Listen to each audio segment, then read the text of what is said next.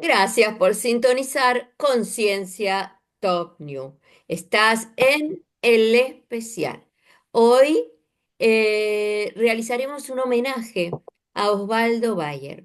Osvaldo Bayer, nacido en Santa Fe en el año 27, descendiente de alemanes. Vivió varios años en Berlín y estudió historia en la Universidad de Hamburgo entre los años 52 y 56. Apoyó las ideas anarquistas y siempre se definió como un ateo irreconciliable. Osvaldo Bayer fue muy amigo y compañero de Rodolfo Walsh, entre otros intelectuales y escritores reconocidos por compartir su manera de ver la realidad. A los 30 años se fue a vivir a Chubut y en 1958 fundó el periódico La Chispa de Esquel, que definiría como el primer diario independiente de la Patagonia. Osvaldo Bayer eh, no tuvo mucha suerte con respecto a sus iniciativas periodísticas en el sur. Pues esa publicación no duró mucho tiempo, ya que la gendarmería lo amenazó a punta de pistola para que se vaya de la ciudad.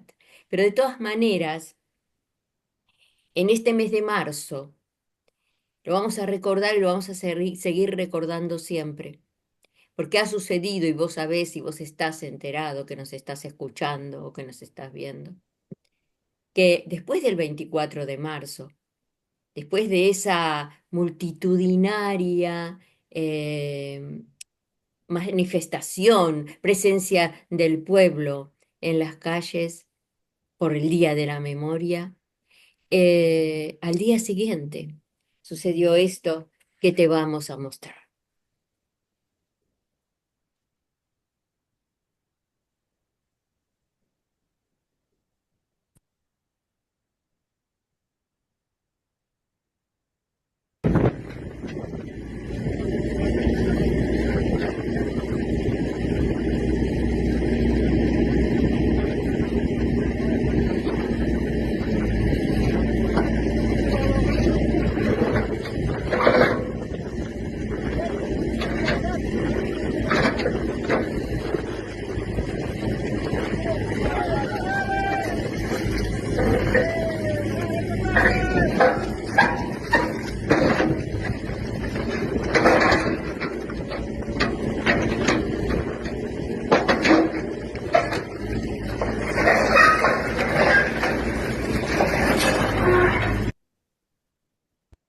Bien, así de esta manera comenzamos el especial, el homenaje a Osvaldo Bayer. Vamos a abrir, acá está todo el panel, Marta González, Claudio Cruz, Liliana Dulbeco, Clelia, están todos presentes en este homenaje. Eh, Cada uno tiene información, porque a todos nos llegó esto, pero verdaderamente necesitamos eh, revivir revivir eh, esta imagen, este poder de la palabra. Yo creo que Osvaldo Bayer, ante todo, fue un luchador con la palabra, un defensor de todas las cuestiones con respecto a los obreros, a los pueblos originarios. En el sur, Osvaldo Bayer, cuando lo echan de Esquel, de la ciudad que él había elegido, dice, para vivir toda su vida, ¿no? Con su mujer y sus 4 hijos, él estaba escribiendo en defensa de los pueblos originarios. Tengo algo grabado, luego vamos a ir escuchando. Pero quiero escuchar acá quién comienza esto, qué sintieron con esta noticia de esta destrucción del monumento. Eh, ¿Quién quiere comenzar? Si me dejas decir lo que dije hace un Idioma, rato, a ver, espera, contanos, contanos. ¿me Sí, escuchás? antes que ¿Me escuchás? nada, disculpen, ¿no? Antes que nada quisiera que nos expliques, Luisa, porque mucha gente nos va a escuchar por la radio y no va a ver el video. ¿Qué pasó en ese video que mostraste, no? Claro, tenés razón, Claudio. Lo que vimos recién, que vos lo estás viendo por YouTube, en la radio no se vio, y fue la destrucción con una grúa, ¿verdad? Se llama eso, Claudio. Eh, Sí, co- sí. claro, cómo destruyen ese monumento que estaba instalado creo que es en la entrada de Río Gallegos, viene a ser, un monumento con la figura de Osvaldo Bayer. Porque en el sur, Osvaldo es una persona, por más que haya partido en el 2018, es todavía y lo seguirá siendo una persona muy importante, porque con su pensamiento ayudó, ¿m? Ayudó por la justicia, no solo de los pueblos originarios, sino de los obreros y de las luchas obreras. Y él siempre decía que esto de la lucha está en la calle, que el pueblo tiene que salir a reclamar, libremente. Es más, cuando la gendarmería se presenta ahí para decirle que tiene 24 horas para dejar, ¿no? El lugar, él pregunta por qué. Y porque usted no sabe, le dicen, usted no sabe que las cosas que usted escribe no son adecuadas, o utilizaron otra palabra, ¿no? Y entonces Osvaldo le dice, pero ¿eso dónde está? Está en la Constitución. Y el gendarme saca de su carpeta una resolución firmada por su jefe, diciendo que tenía que dejar o iba preso. Y así se va exiliando una vez, dos veces, en Alemania. Vuelve la primera vez, creo, en el 56. Y después vuelve por ahí en el 70. Ustedes me van a ayudar un poquito también con eso, con los años. En el En la época de 76 vuelve, está 3 semanas y lo saca la Embajada de Alemania, Ahí está. de vuelta a Alemania. Vuelve unas semanas nomás en el año 76. Sí. Lo ayudan en la embajada, Ujú. la época del proceso. Claro. Ujú. Con respecto a la destrucción del monumento, cuando yo lo veo, o sea, se me ocurre que es una paradoja porque querer matar a un muerto, lo han revivido. O sea, en este momento creo que en todo el planeta se van a preguntar quién es Osvaldo Bayer, ¿no? Y Claro. una de las videos que vi muestra cómo desde Alemania, porque él se va a Alemania, pero sigue con su país, sigue compenetrado con lo que pasa acá, y él allá protesta junto con las madres de Plaza de Mayo. O sea, como que Así este es. hombre no se desconectó de la Argentina nunca, se tuvo que ir porque lo echaron, porque si no lo mataban. La familia, a pesar de que vive en Alemania, y de que se quedaron allá, también siguen apoyando todo lo que él hace acá, porque Sí. él vivía 6 meses acá y 6 meses en Alemania cuando volvió, Ujú. ¿no? O sea, como que todos se acomodaron a lo que les pasó, pero no dejaron de luchar por lo que estaban luchando. ¿Y Es quiénes son los increíble. responsables, no? Porque yo digo, ¿quiénes son los responsables de la destrucción de ese monumento, no? Entonces por ahí te dice vialidad, ¿no? Vialidad. Realidad. Sí, sí, sí. Espera un poquito que, bueno, no sé en qué parte lo anoté. Vialidad Nacional, el que maneja las grúas, ¿no es cierto? Pero hay alguien que firmó eso, ¿está? Claro. Claro, que hay alguien que firmó eso. De todas maneras, dice que el intendente deslinda responsabilidades hacia el gobierno nacional. Pero entonces, ¿quién firmó? Puede ser que van a decir Claro, que es porque un es realidad loquito. nacional, con O van a una decir que es un tostadora. loquito de vialidad nacional, un desquiciado, pero no importa, ya lo hicieron. Lo que Ah, pasa es que les está saliendo el tiro por la culata, porque como toda paradoja, cuando las cosas se llevan al extremo, termina resultando contrario a lo que querían hacer. Claro. Claro, así se decía en el siglo I, ¿no? Que la sangre de mártires es una semilla, ujú. Mm, es así, eso sin duda. es así. La cuestión en el sur pasó con esto de Y por justamente, qué lo echan de Esquel, porque en realidad él dice que hubiera vivido toda su vida ahí, ¿no? Que era como su lugar en el mundo. mm, Él manejaba su periódico y daba charlas en las escuelas muy importantes con los niños. Este, Parece ser que las amenazas contra él eran consecuencias, según dice, que el periódico cuestionaba las penosas condiciones de vida, o sea, mostraba, visibilizaba las condiciones de vida de los peones rurales y denunciaba la apropiación de tierras mapuches por latifundistas, en Cuyamén, dice. El tipo mostraba, ¿no?, las injusticias. Y eso era lo que al poder le molestaba. Ujú. Claro. claro, por lo que yo vi y lo poco que sé, él no solamente trabajó en pro de las condiciones de vida de la gente de trabajo de ahí, con la discriminación especial que se hacía con los chilenos, pagándoles menos, sino tuvo unas relaciones muy estrechas con las comunidades indígenas.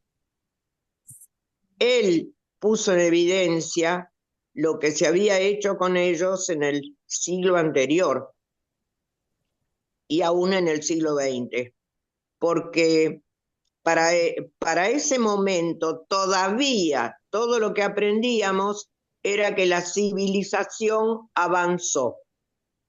Con Roca y los coroneles que tuvo a su servicio, la civilización había ganado tierra para la producción y el progreso. Y no se escamoteaban tranquilamente qué se había hecho con la gente que vivía ahí, Claro. que se los arrinconó contra la cordillera, a vivir en pedacitos de tierra malos, difíciles de cultivar y de usar, y cultivar casi ni pensarlo, pero para que tengan lo mínimo para sobrevivir. Claro, Y Clelia, discúlpame que te interrumpa, y de esas mismas tierras es actualmente propietario el millonario italiano Luciano Benetton. Y allí fue donde en agosto de 2017 la represión de Gendarmería terminó con la muerte de Santiago Maldonado. así Osvaldo es, Bayer, claro, Osvaldo Bayer participó en las movilizaciones contra la violencia estatal, la muerte de Maldonado, y lo mismo hizo con el asesinato del joven Rafael Nahuel. tal cual. Esto en estos tiempos actuales, digamos, de hace poco tiempo, Y pero sí, ya cuando vivía en Esquel, siendo joven, denunció lo que nadie miraba como genocidio, ya les digo, hasta en los libros de manuales de colegio se escribía la civilización y el progreso avanzaron sobre la Patagonia, que finalmente se convirtió en un lugar de enormes latifundios de cría de ovejas. Y los latifundios en general estaban en manos de ingleses, de familias inglesas que también de otros extranjeros, y no digo que no, de argentinos también, pero las grandes estancias eran inglesas. No quiero con esto, muy lejos de mi intención de denostar a los que son ingleses. por A mí supuesto. personalmente no me interesa la nacionalidad de la gente, Ujú. sino la gente en sí. Pero fíjense cómo acaba la película, la Patagonia Trágica. ¿Cómo se llama la película? Me olvidé del Patagonia Rebelde. nombre. rebelde, la La Patagonia. Patagonia rebelde. Rebelde. La Patagonia Rebelde. Los libros son de la Patagonia Trágica. Creo que sí.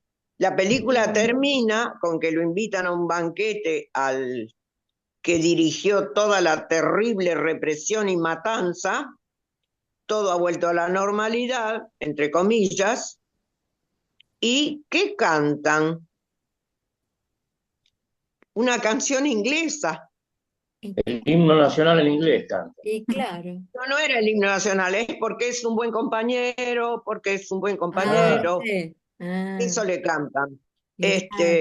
Pero en inglés, que él mira, es tan buen actor, Alterio, los ojos azorados, le dicen, yo siempre fui obediente, parece un pronuncio de cosas que vinieron luego. Mm, Siempre me habré equivocado en la vida, pero siempre obedecí a sus superiores, a los que él consideraba superiores.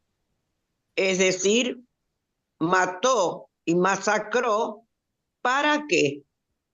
Los ojos lo dicen todo. No sé si ustedes la vieron la película. yo la vi hace mucho, debería Hace, volver a verla. hace muchos años, Sí, sí, sí, sí, tenía Termina 26. así, mostrando los ojos de Alterio, es. que mira azorado para todos lados, después de hablar de la patria y la nación y los Claro. valores humanos de la patria, bueno, todo ese discurso que hacen los milicos, miren para quién trabajó. Ujú, así No es. coincidía con todo lo que decía. Tenemos Pero ahí, Alterio sí, se lo ve en uno de los videos. cortos que ustedes pusieron, Sí, sí, sí. muy lindos, se lo ve con toda la población indígena alrededor, firmando, hablando con ellos. Se relacionó muy estrechamente con la población de gente de las comunidades originarias. Y él lo Claro. dice ahí, con pehuenches y con mapuches. Exacto. Y te recomendamos a vos, que estás escuchando, que estás mirando el especial, vos que sos joven de esta generación, que estas cosas prácticamente no las has vivido, son historia, que mires la película La Patagonia Rebelde. Vas a ver, es historia, es historia. Es una época de la historia, lamentablemente, argentina. Ah, Y tenemos por ahí un audio que yo pude rescatar, porque como dice Clelia, los videos que estuvimos compartiendo, ¿no?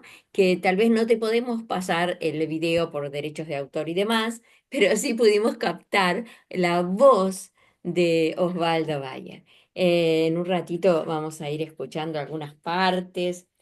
Osvaldo Bayer, además acompañó luchas obreras de los pueblos originarios, como nos dijo Clelia, y fue un gran defensor de las gestiones obreras, como la ex Sanon, me menciona acá.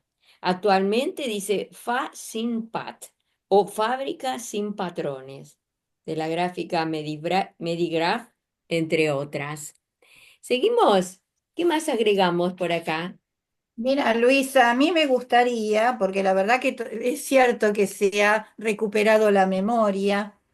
El Tugurio está en Belgrano. Yo Sí. pasaba siempre cuando iba al Normal 10 eh, por allí y muchas veces lo vi a Osvaldo Bayer conversando con gente joven en la puerta. Mm. Es más, siempre pensé el primer libro que es eh, mío, que es sobre educación, alfabetización, y psicología de jóvenes adultos, de llevárselo, y por esas cosas de la vida se me fue pasando, pasando, pasando, y Mirá, nunca se lo pude entregar, porque lo veía siempre parado charlando con chicos jóvenes, ah, ahí seguramente entraban, salían, mucha gente.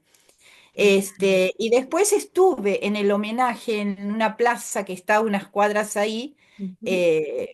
con amigos y bueno, y con mi esposo y con mi nieta, estuvimos en el homenaje que se le hizo cuando falleció. Claro. Lo que rescaté, que me parece muy interesante, del documental El Testigo, Conversaciones con Osvaldo Bayer, ¿por qué él se sentía cercano al socialismo libertario? Y me parece fundamental recordar lo que nos dijo Emilio Crisi, que presentó su libro en el programa La Rueda, que el término libertario fue acuñado en 1891 por un congreso anarquista y lo llevaron adelante, esta nueva palabra, esta construcción de esta nueva palabra, Eliseo Reclus. Eliseo Reclus. O sea que tenemos que dar a conocer que esta extrema derecha se apropió del término libertario. El Exacto. término libertario pertenece al anarquismo, pertenece a la historia del anarquismo y su constitución es del año 1891. Se Entonces él apropian dice, de todo, de las se tierras, de apropian las de todo palabras. y tergiversan las palabras, obviamente. Obviamente que no es capitalismo libertario, socialismo libertario. Es socialismo libertario, está enmarcado en las ideas comunistas y socialistas. Entonces él decía, ¿qué reivindica? ¿Por qué se siente cercano a estas ideas? Y él decía por los principios. Por empezar, el antiautoritarismo. Miren ahora, esta gente cada vez más autoritaria que cada vez atenta más contra la democracia, ¿no? ¿Y cuál es el origen real de este socialismo libertario? También estaba de acuerdo con la defensa de la naturaleza de los anarquistas, porque iban advirtiendo las consecuencias que iba a tener el excesivo industrialismo, ¿no? De destrucción de la naturaleza. Claro, claro. También por el papel otorgado a la mujer. No olvidemos que en Argentina las primeras feministas fueron anarquistas y sacaron muchísimas publicaciones anarquistas y feministas por el derecho de las minorías, por la comprensión hacia los más débiles, esto lo comentó Luisa con respecto a los pueblos originarios en Argentina, por la posibilidad de eliminar el Estado, porque es cierto, estos también hablan de destruir el Estado. Sí. Pero en sus orígenes, me refiero a la extrema derecha, destruir el Estado significa destruir los derechos que el Estado otorga a la población en salud, en vivienda, en educación, para la extrema derecha. Pero para el anarquismo había un estadio final en el cual no existiría Estado, porque lo que ellos planteaban era comunidad de productores que se relacionaran entre sí y que la gente, en libertad, en verdadero sentido del término, pudiera agruparse y establecer relaciones entre sí en todo sentido, ¿no? Para comerciar, por ejemplo, en forma independiente del Estado. El anarquismo Pero da por planteó, sentado, Liliana, en una sociedad igualitaria, no que el exacto, Estado sea la Por eso por representación decían, de la eso, clase dominante con privilegios. exacto, por eso digo que por eso el decían, el Estado va a punto ser el arma, A el ver, Estado va a ser el arma con que destruyamos al Estado, decían. ay, O sea que repetímelo, para llegar a no tener repetímelo. Estado se necesitaba agrandar el Estado, ¿no? El Estado es un arma con la que destruiremos el Estado.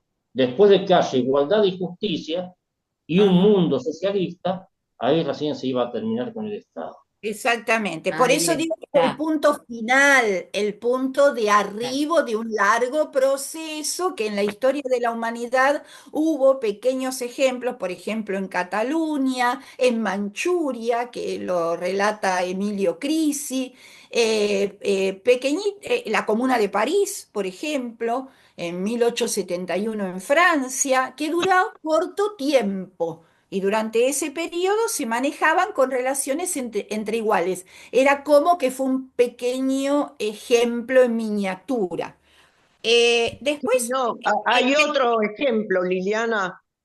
Hoy se caracteriza como gobierno anarquista el cortísimo gobierno que hubo en la Revolución Mexicana cuando ajá, se unieron Emiliano Zapata y Pancho Villa, que fue ujú, muy corto el tiempo. Después tuvieron, bueno, una serie de monstruos ujú. militares. Sí, así, es Este, así como decís vos, Clelia. Termino con esto porque quería decir lo que dice el documental, o sea, las palabras de Bayer en el documental, nada más. Eh, eh, Otra de las cosas es que él toma, digamos, de los griegos el derecho a matar al tirano, ¿no? sí, ¿Qué es para revisar este tema? ¿no? Cuando vos tenés un tirano que te oprime, los griegos reivindicaban el derecho a matar al tirano. Y después, otra de las cosas, digamos, que reivindica Bayer es la ética individual, y es cierto, porque yo recuerdo siempre el ejemplo de un anarquista con dinero en el bolsillo que lo ponen preso, desnutrido, muerto de hambre, y el policía le pregunta, pero ¿por qué si usted tiene dinero no compra comida? A mí me emociona todavía esto porque hoy día esta ética ya no existe y el anarquista le contesta porque este es dinero del sindicato, no es mío. Claro, ¿Mm? claro. Y Tal cual. otra de las cosas que reivindicaba es el espontaneísmo de las masas, la fe en la capacidad de reacción, esta posibilidad, digamos, que tienen las masas que cuando ya no aguantan más, salen a la calle en forma espontánea, porque una de las cosas y bueno, para hacer valer sus derechos, pasó acá en el 2001, y pasó en este último año también en muchas oportunidades en defensa de la comunidad LGTB, de la universidad pública, en defensa de la memoria y la verdad y la justicia. Porque no creía en los partidos políticos, el anarquismo no cree en los partidos políticos. Bueno, por eso una de las preguntas es, bueno, ¿y cómo te organizás? ¿No? Yo creo que él responde, están muy buenos estas entrevistas, que el anarquismo es la forma, mejor de orden, más ordenada, digamos porque en esas comunas que existieron, la gente vivía ordenadamente entre sí, intercambiando, bueno, por ahí sin dinero, digo, sin lo que es el dinero, ¿no? Pero con otras formas, con trueque, intercambiando, organizándose, creando instituciones, escuelas y demás, ¿no? Porque ese es el punto en el cual siempre se le pregunta, pero ¿cómo se organiza el anarquismo, ¿no? Como para luchar contra el poder establecido. Bueno, ese es un debate que habrán llevado adelante los anarquistas, de hecho hubo diferentes tendencias, desde el Claro. anarcosindicalismo hasta los que eran más, los que entre comillas les decían tirabombas, ¿no? Y de todas maneras, Lili, debe haber en el mundo grupos de humanos, de personas que se organizan de esa manera, pero no sabemos, no tenemos información, ¿no? Pero debe haber. Pero son como cerrados, me imagino. Son como comunidades cerradas que tienen su propia forma. El anarquismo tuvo una enorme popularidad a fines del siglo XIX, principios del siglo XX. Ajá. En la Argentina fue muy fuerte el anarquismo, pero justamente después de las represiones de la forestal en Santa Fe, la Semana Trágica en Buenos Aires y la terrible represión de la Patagonia, vino justamente la reacción de la derecha siempre de mano pesada. Vino la revolución del 30, porque todo esto sucedió en los años 20 acá. Sí, Vino la revolución del 30, el golpe de Estado de Uriburu, y el anarquismo fue reprimido en todas las cárceles de la Argentina. Y en el mundo también decayó, porque gran parte del anarquismo, justamente los anarcosindicalistas, se, se encandilaron con la revolución soviética del 17. Así que ahí perdió mucha gente el anarquismo. Se fueron a los partidos comunistas del mundo y todos los acontecimientos que fueron sucediendo con la lucha contra el fascismo unificó por otro lado. Y acá en la Argentina también fue decayendo, aunque todavía hay anarquistas, todavía hay. claro. Este, Ayer hablaba con una de mis hijas, ¿no? Y sobre esto, eh, ella lo que me decía, que no hay hoy un movimiento de masas, que para realmente para hacer frente a todas las injusticias que está viviendo el pueblo argentino, ¿no? Ante una persona que ni siquiera está bien psíquicamente, que reprime, que ajusta, que recorta, que eh, para obtener un dinero del Fondo Monetario, por ejemplo, que ni siquiera eso parece que lo va a tener ahora. ¿Y qué pasa que el pueblo no reacciona? Sí, como dice Lili, hemos tenido eventos como el 24 de marzo, como el movimiento LGTB, pero como que no alcanza, ¿no? Para Pero sacarnos hay de... asambleas por todos lados, Sí, sí, Luisa. Hay asambleas. Eso es una pero cuestión que se ve mucho en los anarquistas. Los anarquistas viven en estado de asamblea porque piden exacto. consenso para todo. Ujú. Este, la voz del otro se escucha. Es que Y justamente la paradoja es esto, ante tanta opresión, ante tanta autoritarismo, lo que surge es esto. O sea, empieza a generarse otros movimientos por otro lado. Las cosas se acomodan a la larga, se acomodan porque ¿cómo ellos hacen para sostener tanto autoritarismo? Porque tienen que sostenerlo y son pocos. O sea, compran gente, pero ¿hasta cuánto van a llegar a comprar? Va a llegar un momento en que esto se les da vuelta Yo le decía a y mi se les hija, está ¿no? dando vuelta. Le decía a mi hija en mi ignorancia, digamos, digo, digo que este poder que tenemos, como dice Marta, ¿no? ¿Para quién gobierna? Le digo a mi hija. Y gobierna, tiene contentos a quiénes, a los empresarios, a los que lo pueden bancar, punto. Listo, los obreros no les importan, los pobres no les importa, cuanto más se mueran mejor. Es horrible lo que nos está pasando, realmente. Vamos a escuchar a Osvaldo, su palabra, porque bueno, recorté algo de la entrevista, ¿no? Y la verdad es que me pareció un ser humano tan excepcional, ¿no? Yo digo, un luchador de la palabra, pero que a la vez él cuidaba la vida, era feliz a su manera, amó tanto a su familia, donde fue con su familia. Y al final, eh, la periodista lo, lo enfrenta, por decirlo de alguna manera, ¿no? Con su yo joven, con ese joven, ese Osvaldo Bayer, jovencito, ¿no? Y él ya maduro, y le dice, bueno, ¿qué le dirías o qué te diría él? Y son tan humanas y tan increíbles, que bueno, me gustaría hacerles escuchar de a poquito porque me entusiasmé y la verdad que capté demasiado, demasiado. Vamos a empezar con la parte muy graciosa, espérenme un poquito, cuando Soriano le dice, pero hombre, vos vivís en un tugurio, y él se mata de risa. A ver si lo pueden escuchar. Primera vez, ya había entrado como 20 veces. Y me dijo, vos vivís, Alto, dice, en un verdadero tugurio. Y entonces yo le digo, el tugurio, me gusta, digo, lo voy a poner en la puerta. Esta es la entrada, y acá, en este pasillo, tengo el archivo, la documentación histórica, ¿no? Que me dicen de que se me va a caer encima cuando paso y que voy a morir. Y he respondido, bueno, sería la primera vez una muerte hermosa, alguien que vive, que muere aplastado por los libros y los papeles históricos. No estaría mal.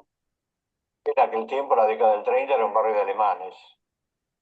A una cuadra y media de ahí estaba la Hitlerjugend, es decir, la juventud hitlerista, porque justamente eran los años de ascenso del nazismo. Y después, a 2 cuadras, en Cuba y Blanco Encalada, ahí estaba el club alemán, que realmente veía con buenos ojos, porque en general allí eran nazis. Y estas fantasías que tiene la realidad y la historia, ¿saben lo que hay ahora en el mismo lugar, en el mismo terreno? No lo acertarían nunca. Ahí se cortó la grabación, pero él habla de un monumento a Manuel Belgrano, algo así. Seguimos escuchando. Es increíble. No.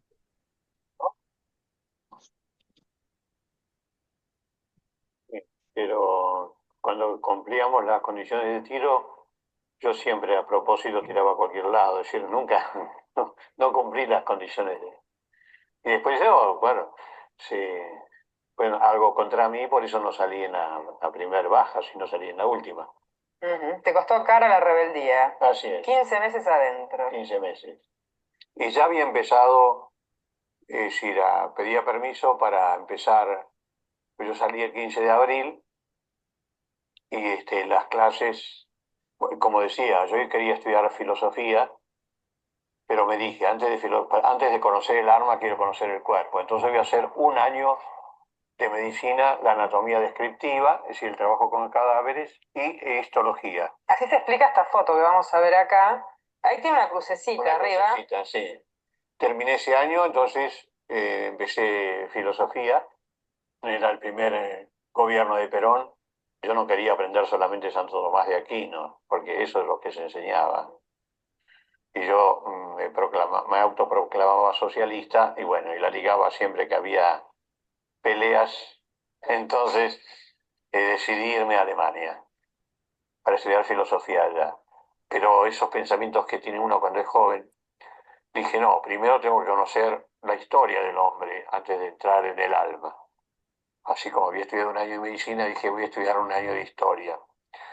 Pero bueno, me gustó tanto historia que al final estudié historia.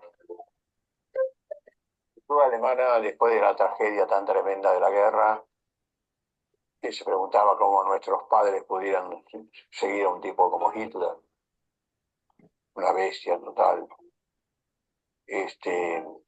Entonces, bueno, perseguían otros ideales. Y yo justo llegué en ese momento. Eran socialistas, pero querían más libertad. Y bueno, nuestro primer maestro teórico del socialismo fue Willy Brandt, que después iba a llegar a primer ministro. El mismo que pediría perdón de rodillas por el holocausto. Claro, el mismo que cuando fue primer ministro, su primera acción fue ir al monumento al holocausto, ponerse de rodillas y pedir perdón en nombre del pueblo alemán.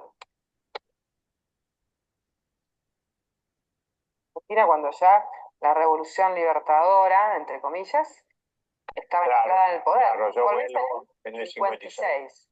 Bien, y me dediqué al periodismo. Una vez que hice un año y medio al periodismo en la capital, dije, quiero conocer el país, no solamente la capital, y entonces voy a hacer periodismo en el interior. Y me fui a la ciudad patagónica de Esquel. Ya estaba con mi mujer y mis 4 hijos. Y entonces me fui a hacer periodismo en Esquel. Hice un año allí, pero al año fui expulsado por la Gendarmería Nacional. Un buen día aparecieron 2 oficiales para decirme si yo no sabía que Esquel era una ciudad fronteriza. Digo, sí, claro, digo, está a 30 kilómetros de la frontera. Digo, ¿por qué me lo preguntan? Porque usted no sabe que las zonas fronterizas son zonas de seguridad y no se pueden escribir las notas que usted escribe. Yo defendía principalmente a los mapuches del Cerro Cuche y a los pehuenches de Nahuelpan, 2 colonias de pueblos originarios. Entonces, cuando vienen esos oficiales, me dicen que esas cosas no se pueden escribir. Yo digo, ¿y dónde está eso? ¿En la Constitución Nacional? Y me dicen no. Y sacaron de una carpeta una resolución del comandante de Gendarmería. Dice acá, se le dan 24 horas para dejar Esquel. Y no hubo nada que hacer, tuve que dejarlo, ¿no? Tuve que dejar Esquel. Y me causó mucha pena porque me hubiera gustado vivir toda mi vida allí, por el paisaje, la gente. Creo que hubiera podido escribir cosas, tal vez, muchas cosas más que de las que tuve. El diario El Nacional, que es, como digo, un diario de los blancos.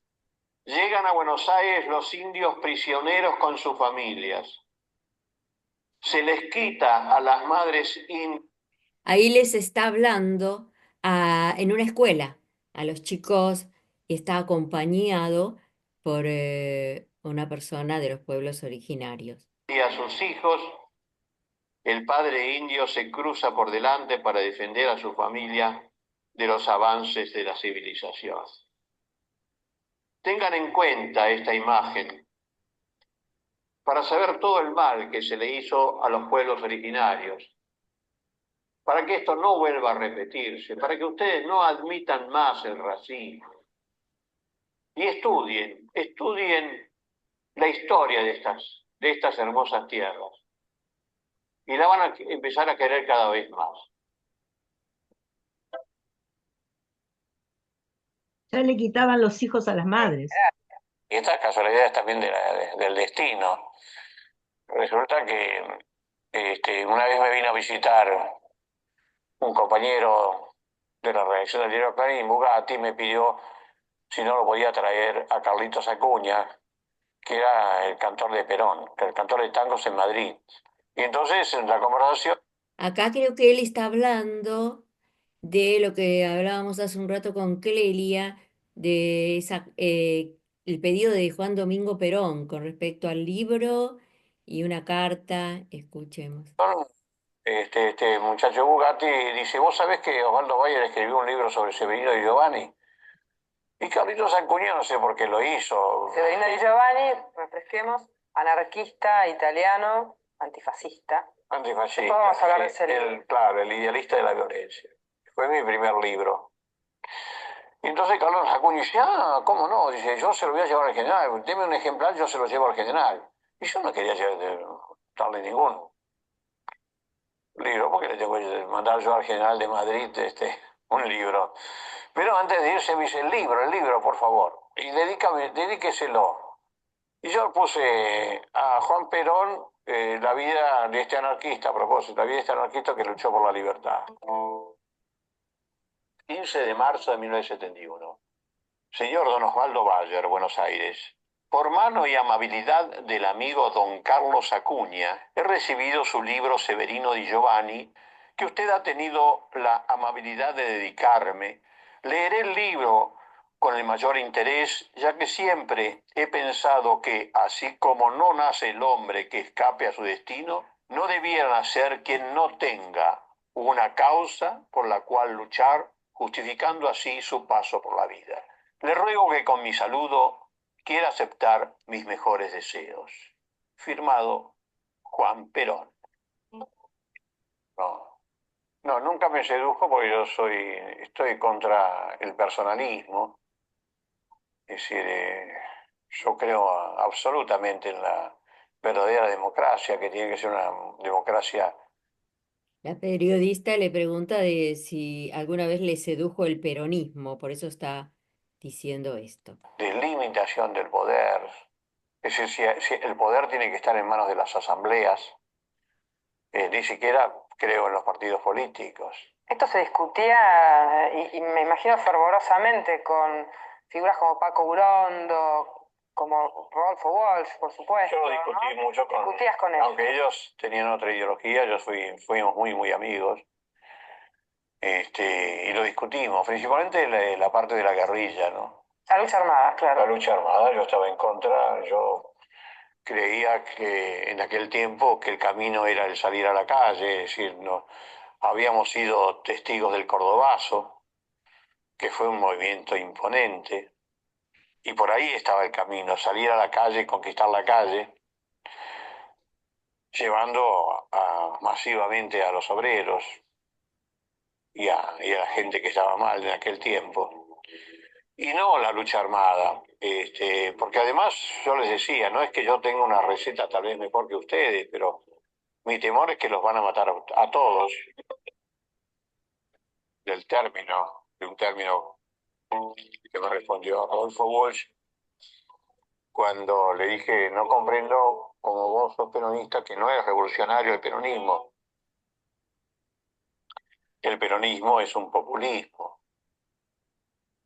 Tanto es así que le dije, mira, jamás se ha hecho la reforma agraria, acá el señor Martínez de Oz tiene los mismos millones de hectáreas que cuando Roca le dio los 2.500.000 hectáreas.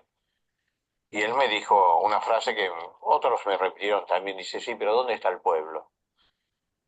Y yo me acuerdo que le dije, sí, tenés razón, el pueblo es peronista, pero no es revolucionario, no se equivoquen, no los va a acompañar en la revolución. Empecé casi 50 años más tarde y vivían todos, menos el teniente coronel Varela, que había sido muerto por un anarquista, y los fusilados, por supuesto. De manera que cuando estuve yo, y eran ya ancianos, vieron como una gran oportunidad de poder hablar. Radrizani se emocionó mucho, y entonces me dijo, yo no sé, yo le preguntaría a Dios por qué me mandó a matar obreros.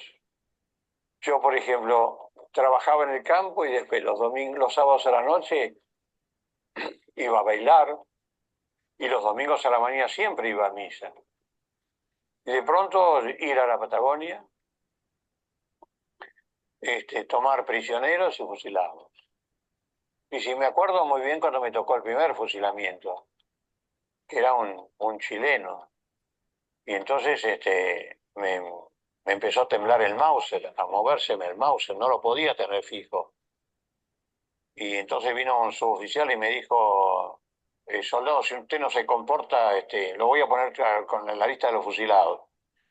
Entonces me acuerdo que se me movió tanto el fusil que al chileote le pegué el tiro en la ingle y se fue cayendo. Y me imitó 2 veces cómo se iba cayendo. Te imitó el movimiento. Me imitó el movimiento del fusilado. Y después se empezó como casi a lagrimear, muy emocionado. Y por eso yo siempre le pregunto a Dios, ¿por qué? ¿Por qué? Si yo era un buen muchacho. Vamos a dejar ahí de escuchar a Osvaldo Bayer. Nos quedan 4 o 5 minutitos del audio, pero seguramente la próxima semana vamos a seguir con otros aspectos de la vida y la obra de Osvaldo Bayer, para dejar lugar al cierre. Nacido en el 18 de febrero de 1927, fallecido en 2018. Dedicó su vida a la investigación, aportando siempre a las luchas de los de abajo, denunciando la represión estatal y las enormes desigualdades generadas por el capitalismo. Él decía que los intelectuales tenían que ser libres para escribir lo que sea, pero que también tenían la obligación moral de salir a las calles cuando se vieran injusticias en la sociedad. Este es nuestro sentido homenaje, ¿no? Y lo vamos a continuar. Le vamos a decir al panel un cierre, por favor. Adelante. Sabés, Luisa, que otra de las cosas que revisando los hermosos documentales que mandaron acá los compañeros, Perón participó como suboficial en la matanza de los peones rurales santafesinos. Así es. Y otra de las cosas que también relata Bayer es que en los gobiernos democráticos, entre comillas, en Argentina también hubo mucho autoritarismo, que me hacía acordar un poco lo que hablaba el profesor Walter Sánchez el otro día. Sí, Entonces, ahora es un poquito, no hay tiempo, pero durante el gobierno de Frondizi, que llegó al gobierno con sí, montones de partidos políticos censurados, durante el gobierno de Irigoyen, acontecieron los hechos de la Patagonia y la Semana Trágica acá en Buenos Aires, y también durante el gobierno de Alfonsín. Es decir, que digamos, me parece importante rescatar el tema del antiautoritarismo porque ha habido mucho autoritarismo y mucha violencia, no solo ejercido por los golpes de Estado, sino también en los gobiernos, entre comillas, democráticos. exacto. Habría que, Represión habría, estatal, por supuesto, Lili. habría que pensar qué pasa con el pueblo argentino que en un punto hay un sector que adhiere al autoritarismo. Exacto. Y lo vamos a seguir conversando, lo vamos a seguir charlando, en este homenaje. Esta es la primera parte. Estamos en el Sí, cierre. Claudio, un cierre para hoy, por favor. Sí, decían, si es de Bayer es bueno. Ajá, si es Bayer es bueno. Sí, realmente, bueno, hablando de los gobiernos democráticos, Bayer una vuelta le dijo a Néstor Kirchner en la televisión, dijo, vos tenés muchas tierras que pertenecieron a mi familia. ¿No? Se lo dijo clarito, el otro no se puso colorado porque yo no sabía cómo ponerse colorado, pero sí, los gobiernos democráticos mayormente fueron la prolongación bueno, eso lo decía Carlos Marx, decía que toda tragedia después se reproduce, se repite como comedia, ¿no? Y uno ve la tragedia de los golpes militares y ve la comedia de este payaso que tenemos de presidente, que si no fuera tan trágico daría risa, ¿no? Claro. Diciendo que bajó la pobreza y pidiendo plata para vender plata, pide Ujú. dólares para vender dólares para que no le suba el dólar, No sé. y así empobrecer cada día más la nación. Sí, Es la parte cómica de una dictadura. sí, sí. Vos sabés que me hiciste acordar a muchos historiadores que la verdad no me alcanza la vida, mis ojos y mis oídos para investigar eso, pero me gustaría alguna vez investigar a esos historiadores que hacen historia a través de las caricaturas, ¿no es cierto? Que salen en los periódicos, las revistas y a través de la historia. La van contando de acuerdo a los humoristas de la época. Lo he visto. Clelia, un cierre, por favor. Bien, ante todo quiero recordar algo, y es que hay un precedente a los libros sobre la Patagonia que escribió Bayer. Ujú. Digo los libros, es un libro, pero eran 4 tomos cuando lo publicó. Mm, Fue una investigación que le llevó más de 10 años. ujú. No lo hizo al correr de la pluma y a lo que le parecía, le llevó montones de entrevistas porque llegó a conocer, ya viejita, a gente que participó, tanto represores como el que vos pasaste, Sí, que era un soldadito en aquella Radizani. época. Sí, Él lo entrevistó siendo ya viejo, sí. como a gente que lo vivió o escuchó a sus padres o abuelos que habían participado. Pero hay un precedente, es el libro de Borrero. Ajá. Borrero escribió, pero no me acuerdo el título, no recuerdo si ese libro no se llamaba La Patagonia Trágica. Ah, Iban a ser 2 tomos. En el primer tomo, él pone todos los negocios que se hacían en la Patagonia, y la división de las tierras y de quiénes eran. Iba a ser un segundo tomo hablando de este episodio terrible del año 23, creo que fue, con la represión y matanza de obreros. Pero ese libro no llegó a salir. No sé ajá. si porque Borrero se murió o porque vinieron épocas de represión y no lo pudo hacer. Lo vemos, Clelia. Y ¿Qué te parece si lo vemos para la semana próxima? Que vamos a seguir con Osvaldo Bayer, dale. Y vamos a seguir dando más bueno, información, porque ya le quiero dar el cierre a Martita porque ya nos vamos. Marta, adelante. bueno, Sí, disculpen, Sí, no estoy yo mirando la acá hora.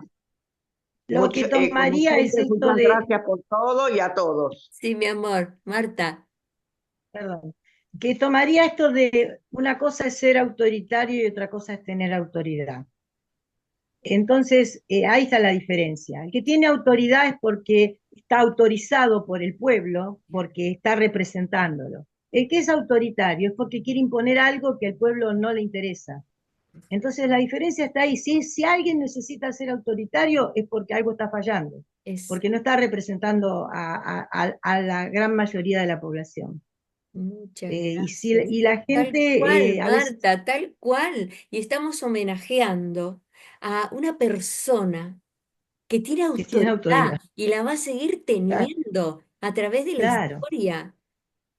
Gracias, sí, gracias, tal gracias. cual. Tal Disculpen cual. que los tengo que ahí cortar. Seguimos la semana próxima con el homenaje a Osvaldo Bayer. Hasta la próxima semana, amigos, ¿eh? Ahí nos vamos, hermanita, tranquila, que ya nos vamos.